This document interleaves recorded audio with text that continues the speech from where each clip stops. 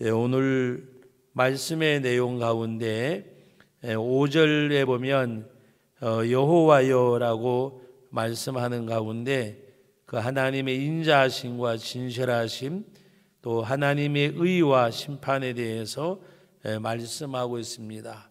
그래서 여호와여라고 하는 말씀으로 오늘 본문 말씀을 함께 상고합니다. 우리 5절 말씀부터 6절까지 말씀을 같이 한번 읽어봅니다. 여호와여, 주의 인자하심이 하늘에 있고 주의 진실하심이 공중에 사무쳤으며 주의 의는 하나님의 산들과 같고 주의 심판은 큰 바다와 같으니이다. 여호와여, 주는 사람과 짐승을 구하여 주시나이다. 아멘. 오늘 5절과 6절의 말씀의 내용을 보면 주의 인자하심이, 주의 진실하심이 하늘에 있고 공중에 사무쳤다고 말씀하고 있습니다. 바로 하나님의 그 인자하심과 진실하심이 온 땅의 편만함을 말씀하시는 내용입니다. 우리가 살고 있는 삶의 터전과 지경 외에는 잘 생각을 안 합니다. 그러나 오늘 우리들이 세상에 태어나서 해외여행을 많이 가는 사람들도 물론 또 다 같은 건 아니겠지만 아마 못 가보고 다 가본 사람보다가 못 가본 사람이 90%는 넘을 거예요. 그러므로 오늘 우리는 이 자그마한 지구, 우리가 옛날에는 온 세상이라고도 하고 했지만 지구촌이라고 말하잖아요. 그렇게 큰 이 땅이 아닌 지구인데도 불구하고 하나님의 그 인자와 진실하심을 말씀할 때에 바로 오늘 말씀의 내용을 보면 하늘에 있고 주의 인자하심이 공중에 사무쳤다 하는 것은 그 하나님의 무한하신 광대하심을 말씀하시는 내용입니다. 요사이 여러분들과 함께 새벽 예배를 드리면서 기도가 얼마나 하나님 앞에 좋은 기회인가. 우리는 어떤 일개국의 대통령, 한 나라의 대통령이나 왕이 아닌 만왕의 왕이라고 이야기하면 어떨 때는 과장 표현처럼 우리한테 다가올 때가 있어요. 근데 여러분, 우주 만물을 바라보고 우리가 온 세상을 바라보면 만왕의 왕이 아니라 만만의 왕이라고 해도 부족한 언어예요. 그럼에도 불구하고 우리가 사는 삶의 터전만 바라보고 살다 보니까 하나님을 향하여 만왕의 왕이라 그러면 그냥 우리 생각에는 조금 과장된 표현을 쓰는 것처럼 인식할 때도 없지 않아 있어요. 그러나 진정 하나님이 온 우주 만물을 창조하신 그 하나님, 그 하나님의 인자하심과 진실하심이 하늘에 있고 공중에 사무쳤다고 말씀하시는 것은 말씀드렸듯이 우리가 기도를 통해서 우리 하나님을 독대할 수 있잖아요. 이거는 세상의 어느 종교도 갖고 있지 않는 정말 유일신되는 하나님만을 섬기는 하나님의 백성들에게 주은 특권이잖아요.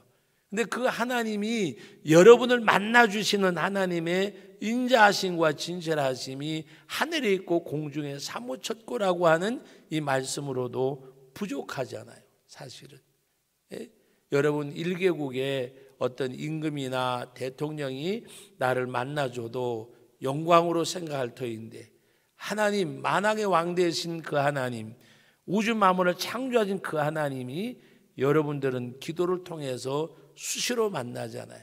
기도를 통해서 하나님 앞에.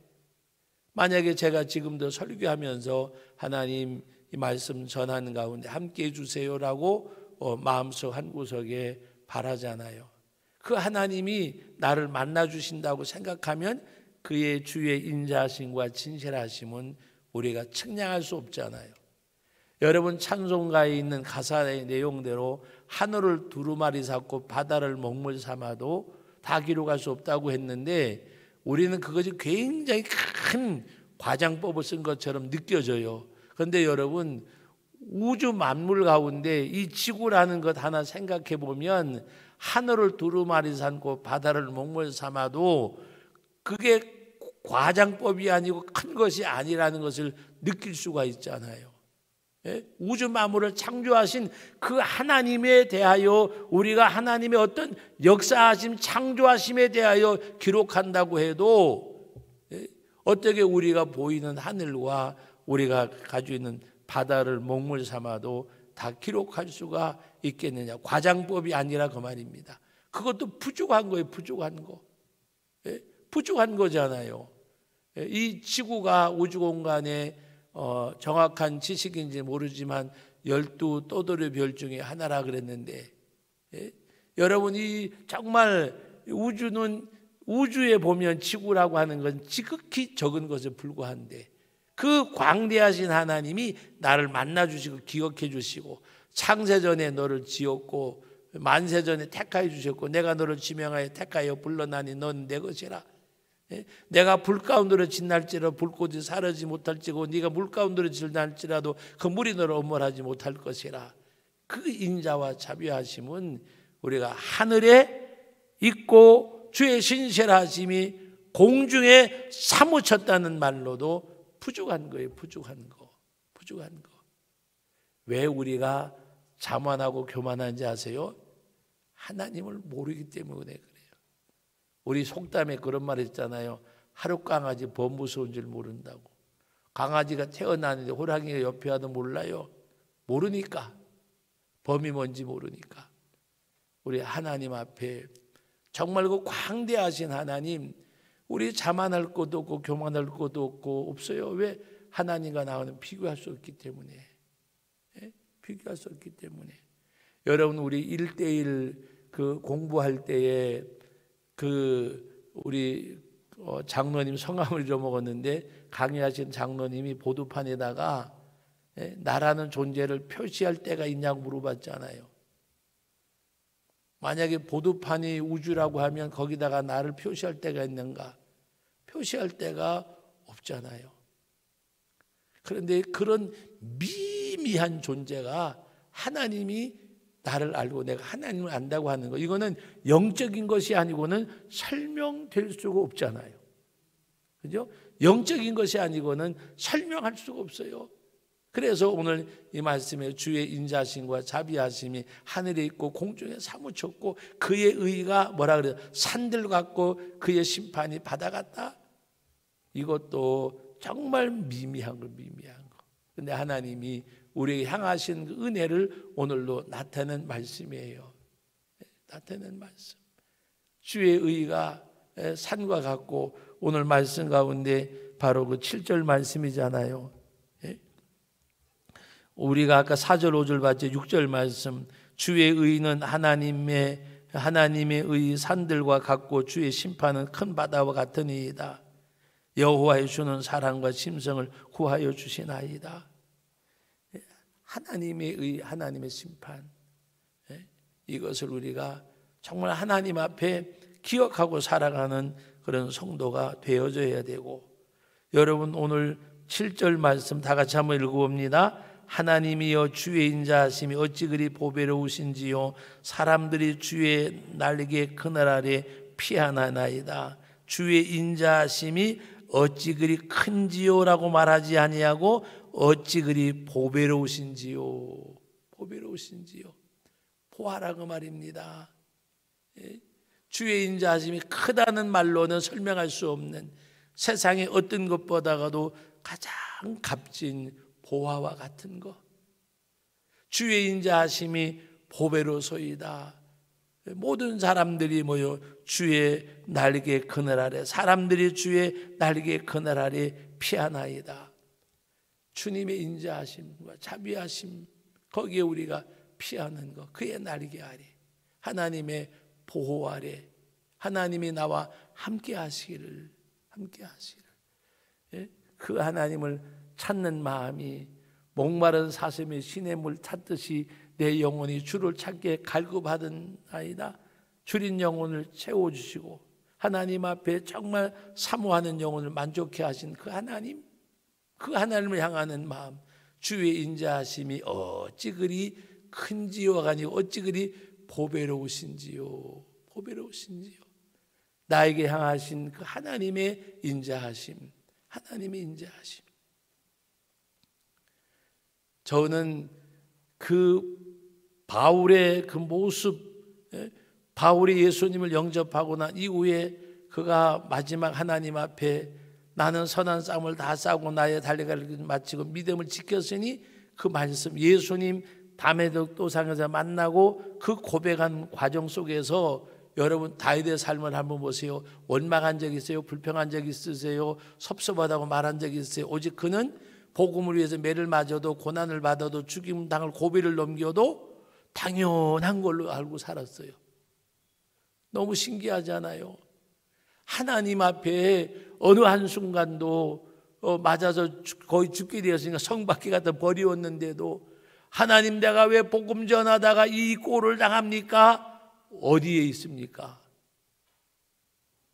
너무 그거 한 것은 그냥 내가 예수 믿고 겪는 것은 하나님 앞에 당연하고 복음 전하다가 겪는 그 어려움은 너무나 지극히 당연한 거.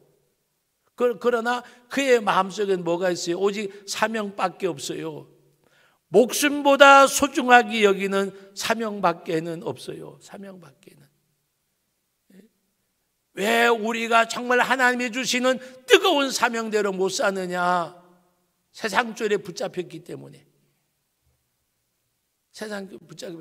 여러분 무엇을 먹을까 마실까 그진지 아니하고 굶으면 되고 먹을 거 없으면 죽으면 되고 바울은 그렇게 살았어요. 그러면 뭐가 염려가 되겠어요?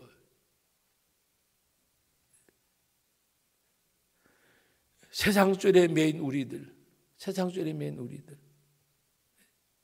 하나님 앞에 여러분 그런 얘기 들으신 적 있잖아요. 예와 비슷하게 닻을 내려놨는데 배를 아무리 노를 줘도 안 가잖아요. 닻을 내려놨기 때문에.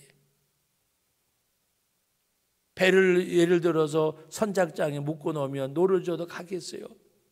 끊어야 가잖아요. 여러분 우리가 세상줄 끊지 않고는 하나님께로 갈 수 없는 우리들. 오늘 정말 하나님 앞에서 바울의 모습을 보면요, 뭐 원망 불평 그게 아니라 오직 자기가 감옥에 가는 것도 매를 맞는 것도 예루살렘에 올라가서 말라고 만류하는 것도 그리고 기도하니까 거기 가서 환난을 당한다는 것을 뻔히 알고서도 그러나 그는 그의 사명이 내가 주께 받은 사명 이 복음 예수를 전하기 위해서는 내 생명조차도 조금도 귀한 것으로 여기지 아니하고 이렇게 살면 끝이에요. 끝. 이렇게 살면 다 사는 거예요. 이렇게 살면 못 사는 게 없는 거예요. 근데 우리는 그게 안 되잖아요. 근데 바울은 예수님 만나고부터 믿음을 지켰으니 그 고백을 하는 그 순간까지 한 번도 탓하거나 원망하거나 불평하거나 아니에요.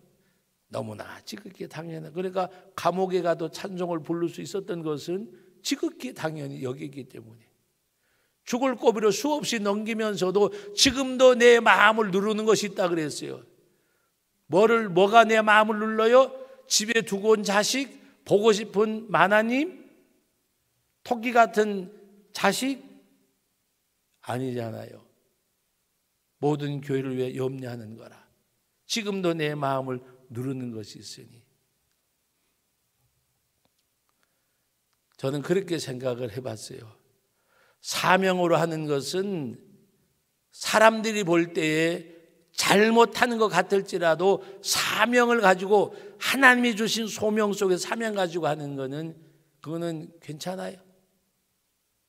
사람들 보면 정당성을 가졌어도 사명을 가지고 하지 않는 것은 사람들 볼 때는 옳은 것 같아도 하나님 볼 때는 가짜예요. 가짜. 하나님 앞에 정말 우리는 뭔가 사명과 소명을 가지고 하는 것, 주님이 허락해 주시는 그 뜨거운 그 구령에 대한 그 마음을 가지고 할 수 있어야 돼요. 그래서 오늘 바로 주의 인자하심이 어찌 그리 큰지요가 아니라 어찌 그리 보배로우신지요 사람들이 주의 날개 그늘 아래 피하나이다. 피하나이다. 여러분, 왜 주의 날개 그늘 아래 피해요? 십자가의 보혈로 구속해 주고 믿기만 하면 하나님의 구원의 역사가 이루어지기 때문에. 그러면서 여러분 8절 말씀 너무나도 참 은혜로운 9절 말씀인데 같이 한번 읽어봅니다. 그들이 주의 집에 있는 살찐 것으로 풍족할 것이라 주께서 주의 복락의 강물을 마시게 하시리이다. 여러분 얼마나 멋있어요. 얼마나 아름다워요. 얼마나 은혜로운 말씀이요. 그들이 주의 집에 있는 그들이 누구요? 주의 날개 그날에 피하는 사람. 예수를 구주로 믿고 살아가는 하나님의 백성. 그들이 뭐요? 주의 집에 있는 살찐 것으로 풍족할 것이라 주께서 주의 복락의 강물을 마시게 하리이다. 주의 복락의 강물을 마시게 하리이다. 무엇을 말씀할까? 세상에 많은 사람들이 갈증을 가지고 살아요. 물질에 대해서, 권력에 대해서, 향락에 대해서 뭔가 갈증에 닿아서 갈증에. 왜 사람들이 타락하는 줄 아세요? 갈증을 면해 보려고. 왜 사람들이 험악해지는지 아세요? 그 속에 갈증을 채울 길이 없어서. 왜 사람이 사람됨을 포기한 줄 아세요? 그 속에 갈증 때문에. 여러분, 그 갈증을 면하는 길은 오늘 이 말씀 한 가지 뺏기었어요. 뭘로 마실 때? 주의 복락의 강물을 마실 때에. 주의 복락의 강물이 뭐예요? 내 살을 먹고 내 피를 먹고 마시는 자가 되어야 될지니라. 내 살과 내 피를 먹고 마시지 않는 자는 나와 상관이 없다 그랬어요. 주의 복락의 강물을 마시는 사람, 바로 주의 은혜, 생명의 강수를 마시는 사람. 생명의 강수가 뭐예요? 예수 믿고 구원받는 거잖아요. 오늘 우리가 하나님 앞에서 정말 주의 집에 있는 살찐 것으로 풍족할 것이고 주께서 주의 복락의 강물을 마시게 하시리이다. 9절에 봅니다. 진실로 생명의 원천이 누구에 있어요? 주께 있사오니 주의 빛 안에서 우리가 빛을 보리이다. 자, 예수님은 요한복음 1장에 보면 참 빛이라고 말씀하셨고 창세기에도 빛 대신 생명의 빛으로 오셨다고 말씀하셨어요. 여러분, 예수 안에 있을 때에 우리가 빛 가운데 있는 거잖아요. 그러므로 주의 빛 안에서 우리가 빛을 보리이다. 주의 빛 안에서 우리가 빛을 보리이다. 생명의 빛 대신 주님 안에 있을 때에 우리가 빛을 본다는 거예요. 빛. 생명의 빛. 여러분, 빛도 밤낮이 있잖아요. 외등 밑에 있는 곡식들은 자라지를 않아요. 지금은 뭐 집이 들어섰지만 우리 비전센터 있던 자리에 그 후에 보리밥집 있고 할 때 옛날에 그 외등이 있었어요. 그리고 농사를 지면 계속 겉자라니까 막 이야기하고 해가지고 와서 끊어준 적도 있어요. 왜? 그 빛 때문에 자꾸 겉자라기 때문에. 빛이 없으면 생명이 안 생기잖아요. 빛은 뭐요? 생명이에요, 생명. 빛이 있어야 곡식이 자라잖아요. 일교차가 클 때 곡식이 익어가잖아요. 곡식이. 저는 가끔 가다가 옳은 생각인지 몰라도 그렇게 일교차가 크면 곡식이 알곡이 돼요. 알곡이. 인생도 마찬가지예요. 높고 낮음이 커야 돼. 실망도 해보고 좌절도 해보고 그리고 뭔가 거기서 일어서 보기도 하고 그래야 단단한 신앙인이 되어져요. 남한테 때로는 뭔가 좀 박해도 받아보고 버림도 받아보고 일교차가 큰 것처럼 삶의 일교차도 어떨 때는 좀 겪어야 돼요. 겪어야. 그래 겪어봐야 100년 안팎이요. 겪어봐야. 군대 생활이 어려우니까 깎골로 매달렸는데도 뭐 3년, 지금이야 뭐 2년도 안 되지만 하나님 앞에 가을이 왜 곡식이 연거냐? 일교차가 크기 때문에. 낙엽이 왜 낙엽이 져요? 낙엽이 그동안 물을 계속 마시던 나무가 물을 내려보내는 거예요. 그리고 여러분, 똑같은 나무가 섰는데 어떤 나무는 낙엽이 많고 어떤 그 나무는 낙엽이 적어요. 그 살림을 키우는 분들이 얘기하는데 건강한 나무가 잎을 빨리 떨군대요. 건강한 나무가. 너무 신기한 것 같아. 영적으로 건강한 사람이 세상 것도 빨리 끊어요. 그러나 영적으로 건강하지 못하면 이리 갈까 저리 갈까 그냥 갈팡질팡. 어떨 때는 확 믿는 것 같고 어떨 때는 보면 안 믿는 사람 같고 막 그냥 그 삶이, 우리는 하나님 앞에서 정말 오늘 말씀대로 생명의 원천이 주께 있사오니 주의 빛 안에서 우리가 빛을 보리이다. 생명의 빛 되시는 주님. 10절 말씀입니다. 주를 아는 자들에게 주의 인자하심을 계속 베푸시며 마음이 정직한 자에게 주의 공의를 베푸소서. 보세요. 주를 아는 자들에게 뭐요? 주의 인자하심을 계속 베푸시며, 주님의 인자하심 누구에게 오느냐? 주를 아는 자에게. 주를 아는 자. 누가 하나님의 은혜를 잊고 사느냐? 주를 아는 자가. 주님을 아는 자가. 주님을 알아야지요. 주님을 알아야 돼요. 효도하는 자식은요, 부모를 아는 자식이에요. 부모를 아는 자식. 부모를 아는 자식. 우리 교회 어떤 지금 이제 아직 60이 안 된 집사님인데 어느 날 교회 와서 다들 간 다음에 좀 기도하다가 제 사무실에 올라와서 막 펑펑 울어요. 근데 이게 왜 우냐? 나는 막 긴장이 돼가지고 와서 오자마자 우니까 내가 무슨 억울한 소리로 내가 뭐 들었나? 나는 이 양반 누구 숨본 적도 없는데 막 울어요. 울더니 하는 얘기가, 어머니는 우리 6남매 8남매 키우면서 늘 기도의 제단을 쌓는데 나는 아이들 둘 키우면서도 기도 제단도 못 쌓고, 그 어머님이 돌아가시고 난 다음에 얼마 있다가 장례 지내고 와가지고 벌어진 일이에요. 그러면서 막 정말 흐느껴 우는 거예요. 우리가 이렇게 6남매가 잘 사는 것도 교회마다 새벽이면 교회 가서 냉기 올라오는 마룻바닥 기도하시던 어머니 덕분에 이렇게 됐는데, 나는 뜨뜻한 아파트에 살면서도 새벽에 일어나지 못하고 기도하지 못하는데, 그러면서 이제 아이들 위해 기도하겠습니다. 목사님 기도해 주세요. 그러면서 뭐라고 이야기하는가 하면, 나중에 그 혼자 되신 아버지, 어머니 아버지는 6남매도 키워주셨는데 우리 6남매가 홀로 계신 아버지를 바로 모시지 못해서, 어머니 아버지는 우리 6남매를 잘 키워주셨는데 우리 6남매는 어머니 떠나고 혼자 계신 아버지도 잘 못 모셔서 님이랑 내미라. 그리고 또 우는 거예요. 그래서 제가 그 마음 갖고 잘 보살펴드리라고. 부모를 아는 거잖아요.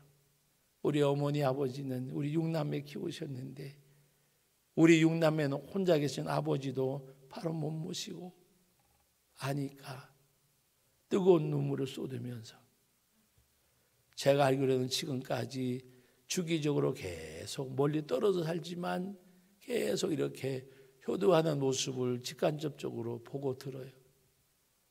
부모를 알면요, 효도할 수밖에 없어요. 주님을 알면요, 주님의 뜻대로 살 수밖에 없어요.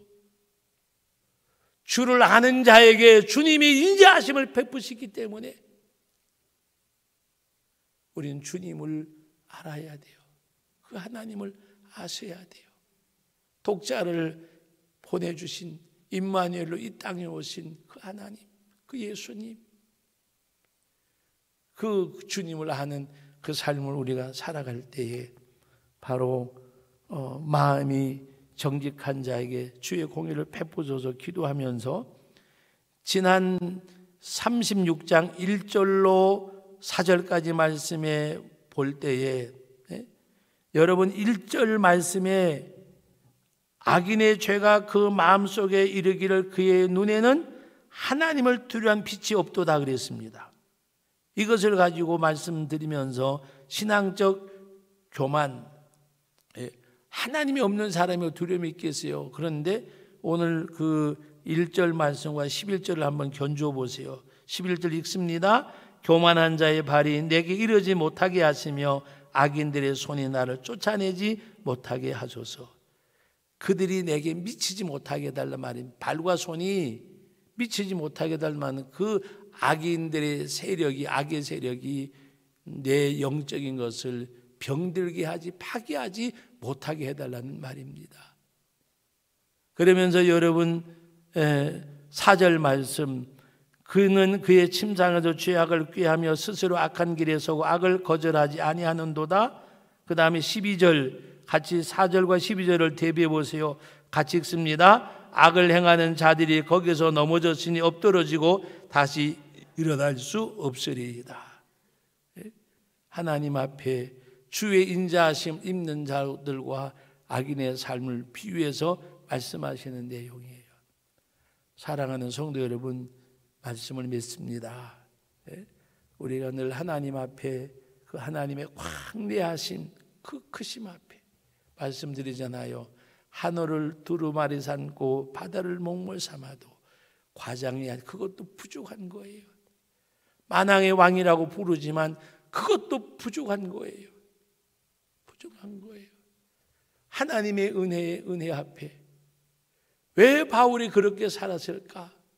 그 은혜가 너무 크기에 예수를 믿고 다메섹 도상에서 주님 만나고 믿음의 아들 디모데에게 나의 달려갈 길을 마치고 믿음을 지켰다는 그 고백, 내게는 의에 멸류관 생명의 멸로 예배되어져 있다고 고백하는 그 순간까지 어떤 과정 속에서도 원망과 불평과 그런 게 왜 없었을까? 하나님의 광대하심 속에서 자기는 너무나 미미하고 나를 위해 십자가에 못 박혀 죽으신 주님을 생각하면 내가 받는 고난은 고난이라 말할 수 없고, 하나님이 주신 그 사랑은 내가 그 사랑 앞에 하나님 앞에 내 목숨을 드린다고 다 갚을 길 없기에 내 생명조차도 귀한 것을 여기지 아니한다고 말씀하셨어요. 그 광대하시고 그 크신 하나님이 우리를 만나 주세요. 독대해 주시잖아요. 정말 우리는 행복한 사람들입니다. 다 같이 따라합시다. 우리는 행복한 사람입니다. 그 은혜 가운데서 늘 언제나 승리하시기를 주님의 이름으로 축복합니다. 거룩하신 하나님 아버지, 은혜와 사랑을 감사드립니다. 오늘도 귀한 말씀 주셨습니다. 아버지 하나님 앞에 늘 우리 영적 삶이 하나님께 더 가까이 나가고 하나님의 그 광대하신 위대하신 그 크신 하나님, 내가 그 은혜, 그 사랑, 그 축복, 그 역사, 아버지 하나님 오늘 말씀대로 바로 복락의 강수를 마시는 하나님의 백성 된 거 감사하고 주의 집에서 살찐 것으로 만족하고 언제나 그 은혜 가운데 머무는 우리의 삶이 되게 하심을 감사드립니다. 예수님의 이름으로 기도하옵나이다. 아멘, 아멘.